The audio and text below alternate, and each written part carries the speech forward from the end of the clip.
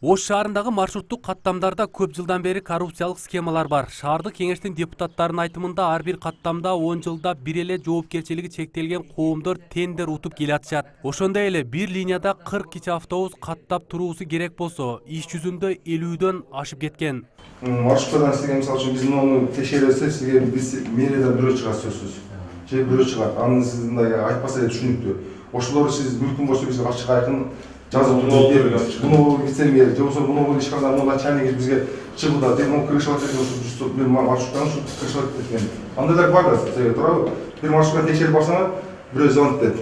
Тигиндей, мына бизге караштуу эле карап кой дейт. Коррупциялык иштерди көзөмөлдөгөн Ош мэриясында вице-мэрлер, муниципалдык кызматтын жетекчилери бар. Депутаттык комиссия айдоочулардан түшкөн арыздарды эске алып, каттамдарда кожоюн болуп келаткан жоопкерчилиги чектелген коомдордун ишин сессияда кайра карашат. Эми бизге мындай маалымат келип атпайбы? Мурда бул 10 жылдан бери эле бир эле осо утуп чыгып, калган осолор утпай эле ошонун негизинде бизге арыз келип түшкөн.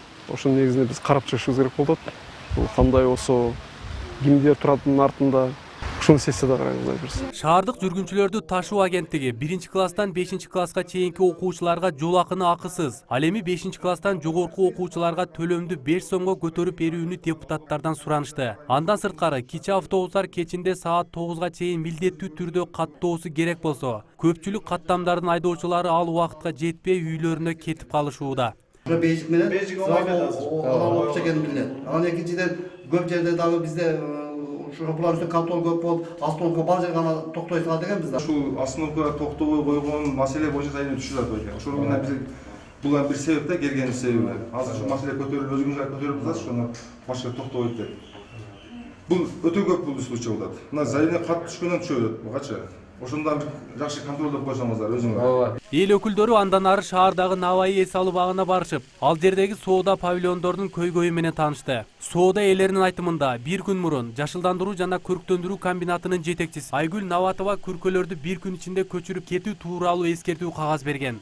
Кандай договор менен койгон? Договор сентябрдын 30-уна чейин договор түзүлгөн Наватова менен. Азыр договорду бузуп атат. Мен путум жеткен жерге чейин чыгам. Бүгүн алып атат Наватова.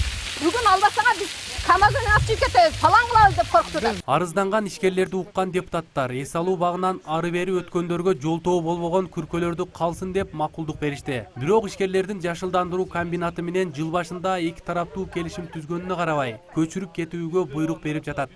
Сентябрга чейин договор түзгөн Наватова. 30-сентябрга чейин. Сентябрда иштей бериң анда. Сентябрга чейин иштей бериң. Биз азыр эми айтып көрөбүз азыр. Жок, эми эркин чыгат. Нервибизде кетип. Биринчиден өзүңөрдө дайып коюп атканда сен мени жолго коюп атасың деп экенсиңер да? Жок, ошону биз коебуз десек договор түзгөн, майлы кое бергиле 6 миңден төгөсүңөр десе биз айма-ай төгөп отурбашпайбы балдар? Эми договор болгондон кийин төгөбүз. Төгөбүз ооба. Анан эми ер болбойт, жол десек ашпай калат. Сизге коюп берсек, кечээ күнүндө буквально мына келишип эле ушундай жилностройдун адамдары келип туруп эле бир күн ичинде бошотуп бергиле деп атат. Эми биз бир күн ичинде бошото турган жер эмес. Бул жерде биз 6 жылдап, 5 жылдап иштеп жүрөбүз. Ушул жерден нан табып жеп атабыз да, 5 жылдан бери иштеп атабыз. Эми биз жыл сайын баягындай сезондун башында биздин ишибиз сезонный да эми. Договорду бир тараптан бузуп атат да, мындай келишим жок да, ортодон эки тарап деген келишип атпайбы, договор башында составлять эткен. Азыр эми договор бир тараптан бузулуп эле алгыла деген сөз болду. Рейд учурунда депутаттар эмнегедир бир эле ишкердин укугу тууралуу жер тилкесин ижарага берүү мекемесинин жетекчиси менен талашып жатты. Алардын айтымында мынабул павильонду иштеткен ишкер менен мэриянын өкүлү келишим түзбөй жатыптыр. Анын өткөн жылдан карызы жок. Ижараны төлөгөн квитанциясы болсо да иштетүүгө макул болбой жатат. Буну эмнеге жылдырып атасың? Ушуну айтыңчы. Сиз эмне үчүн бул жактын кызыкчылыгын карап атасыз? Мен себеби шетинде бул аябай сон дивандар коюп коюптур. Кандай аябай сон? Лестницага келип аткан жерде урыныш болуп турат. Мындай кафе жок, караңыз айналасында. Дивандары менен мындай жакшынаак аккуратный. Анасы буну алдырып атасыз. Уруксаты жок кирген.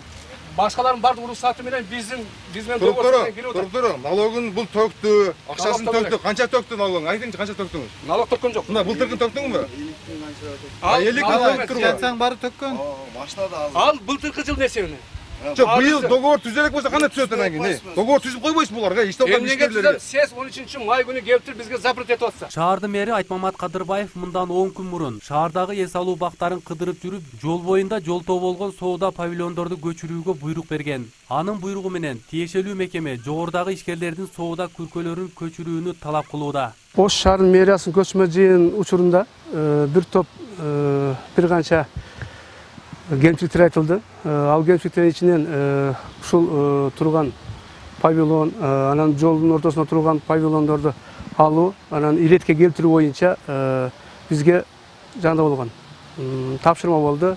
Ошо менен бирге бул жанагы бала сүйлөгөн павильон боюнча Ош шаардык 40 жашында чарба комбинатынын ижарага берүү мыйзамында биринчи алгачкы жылы биз менен жакшы иштей албай тартипти бузган болсо, кийинки жылга аны менен биз договор түзбөйбүз. Туруктуу депутаттык комиссия текшерүү ишинин жыйынтыгы менен мекеме ишканаларда пайда болгон көйгөйлөрдү, алардын сунуштарын шаардык кеңештин сессиясына алып чыга турган болду.